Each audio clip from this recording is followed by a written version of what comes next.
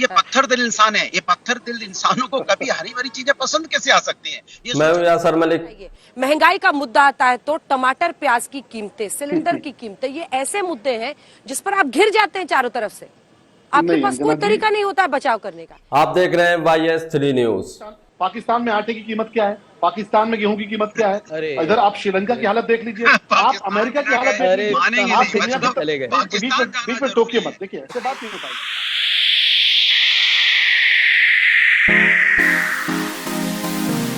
आज तक पर हुई एक डिबेट जिसमें अंजना ओम कश्यप और अनुराग भदौरिया ने बीजेपी प्रवक्ता को बेरोजगारी के मुद्दे पर घेरा तो वो पाकिस्तान की बात करने लगे।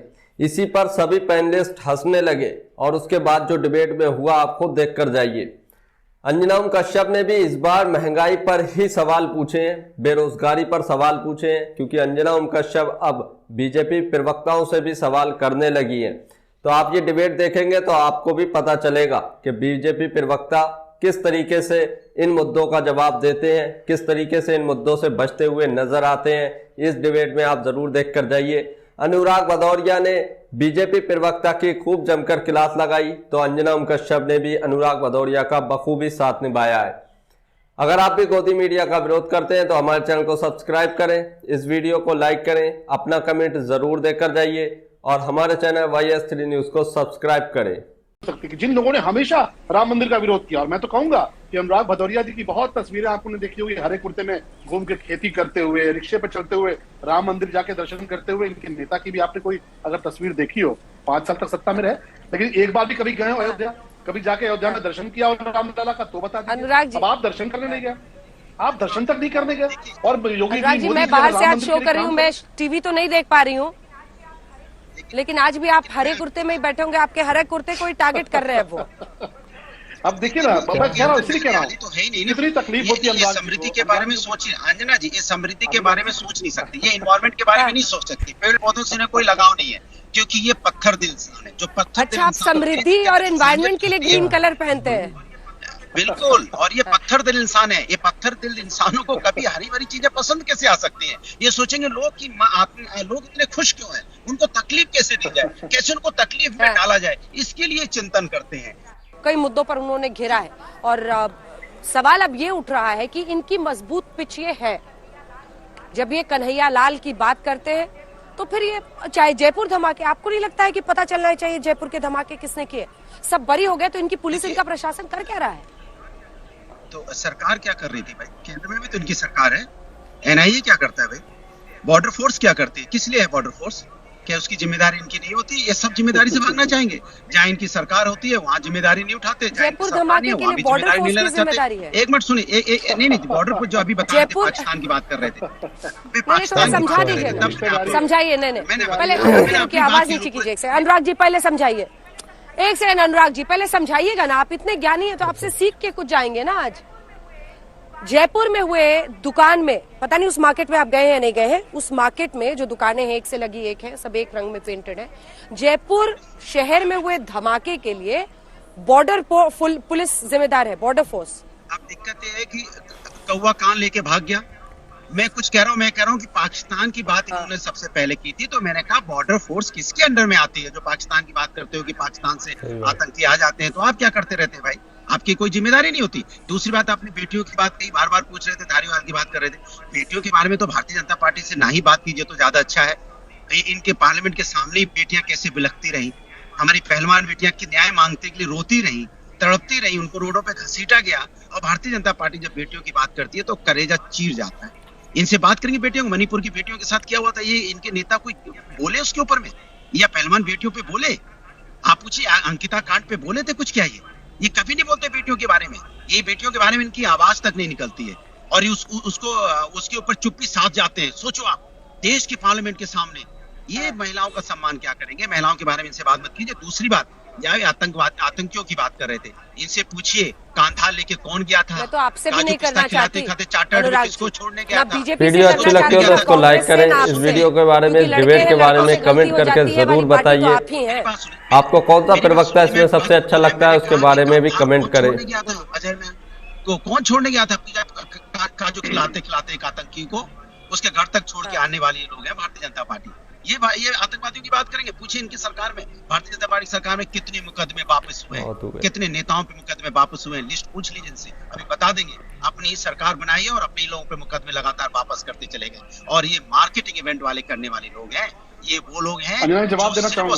ये माहौल बनाना चाहते हैं देश के अंदर कि देश के असली मुद्दों पे चर्चा ना हो जाए, देश में बिलखती हुई माँ की बात ना हो जाए कि उसका बेटा बेरोजगार क्यों, उस पे बात ना हो जाए, इसलिए मुद्दों को भटकाते हैं। ये चर्चा ना हो जाए कि महंगाई से लोगों के घर में चूल्हा नहीं जलते, उस पे बात ना हो जाए, इसलिए हमारे आपकी बुद्धि भटकाते हैं। ये चर्चा ना हो जाए कि महिलाओं पे अत्याचार बढ़ा है, उनके आंसू कैसे पहुंचने की बजाय ये मुद्दों को डाइवर्ट कर देते हैं। किसान तड़प रहा है, परेशान होता है, उस पे बात ना हो जाए, इसलिए पाकिस्तान ले आए। महंगाई और बेरोजगारी पर चर्चा ना हो, इसीलिए आप राम मंदिर, मुस्लिमों का तुष्टीकरण करते हैं, ये तमाम बातें लेकर आते हैं। अब जवाब दीजिए।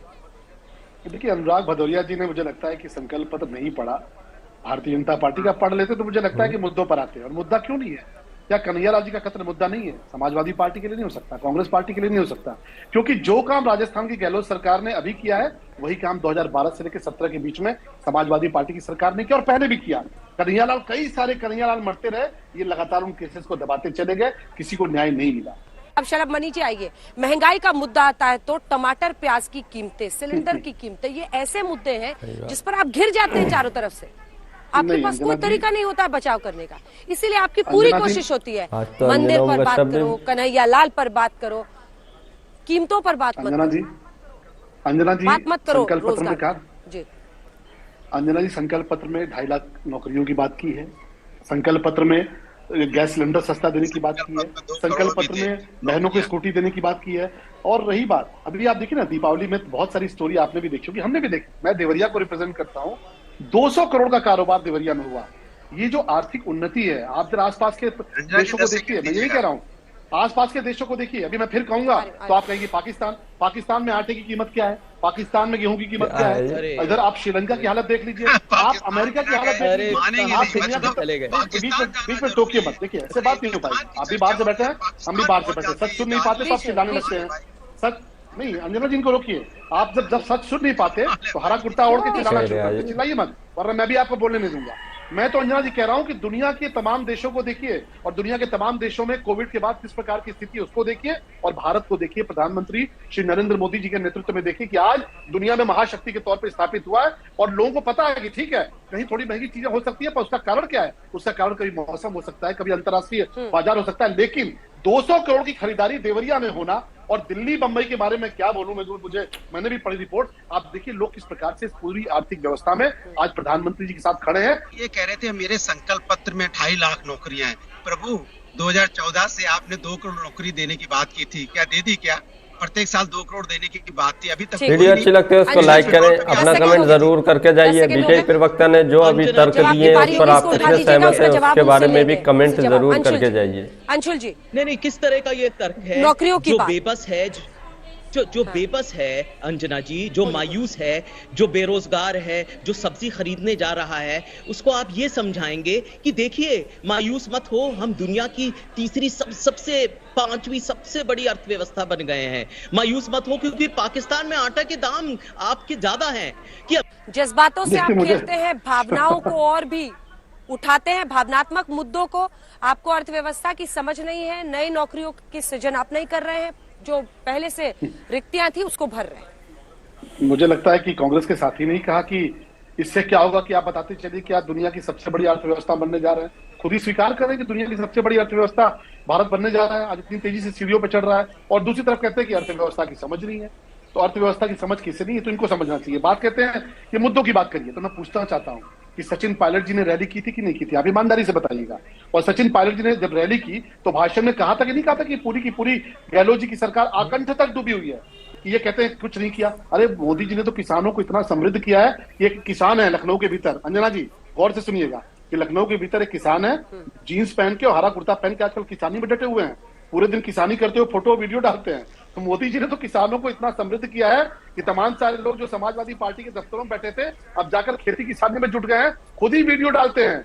मोदी जी की जो कृषक नीति है उसको लेकर इतना बढ़िया काम हुआ है कि वो खुद ही तारीफ करते हैं। ये आपने सही कहा कि भगवान करे जितनी समृद्धि अनुराग भदौरिया जी की है उतनी देश के किसानों। तो आपने ये डिबेट देखी, इसमें बेरोजगारी, महंगाई, सिलेंडर की कीमतें, टमाटर की कीमतों के इस विषय पर बीजेपी प्रवक्ता से कुछ सवाल किए गए जो कि अंजना ओम कश्यप ने खुद किए थे। वहीं पर अनुराग भदौरिया ने भी इससे रिलेटेड उनसे क्वेश्चन किए, लेकिन बीजेपी के प्रवक्ता इन चीजों से बचते हुए दिखाई दिए, क्योंकि बीजेपी के प्रवक्ता या बीजेपी की तरफ से कोई भी इन मुद्दों पर बोलना नहीं चाहता है। आंकड़े गिनाते रहते हैं, लेकिन जमीनी हकीकत क्या है वो कोई नहीं देखना चाहता। सभी पार्टियां अपना फायदा देखती हैं, जो सत्ता में होता है वो अपना ही फायदा देखता है, जनता की तरफ उसका ध्यान नहीं रहता है। अब 5 राज्यों में चुनाव चल रहे हैं तो उसी को लेकर तरह तरह के मुद्दे उठाए जा रहे हैं, फिर से वही मुद्दों को दोहराया जा रहा है, उन्हीं मुद्दों पर वोट मांगे जा रहे हैं, लेकिन बेरोजगारी, महंगाई, नौकरी, शिक्षा, इन मुद्दों को एक तरफ साइड में रख दिया गया है। आप इस वीडियो के बारे में क्या कहते हैं, अपनी राय कमेंट बॉक्स में जरूर देकर जाइए। आपको डिबेट देखने में अच्छा लगा हो तो इस वीडियो को लाइक जरूर करिए और हमारे चैनल YS3 न्यूज़ को सब्सक्राइब करें।